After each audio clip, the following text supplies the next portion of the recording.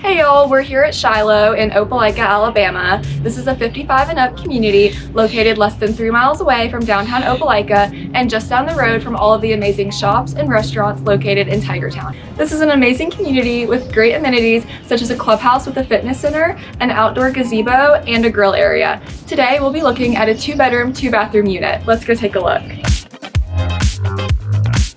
Outside of every unit, you'll find a carport and a covered front porch. Come on in. When you enter, there's a large living space that leads right into the kitchen and the dining room. Outside, you'll find a covered patio. Going back inside, there's a closet with washer and dryer hookups. The first bedroom has great natural lighting and a large closet. The first bathroom is right off of the kitchen, making it perfect for guests. The primary bedroom includes a large bathroom with lots of storage and 2 closets. Let's check out the clubhouse.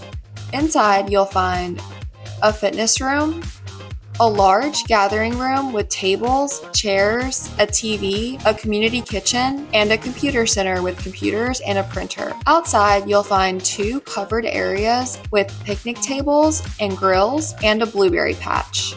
Click the link below to book your tour.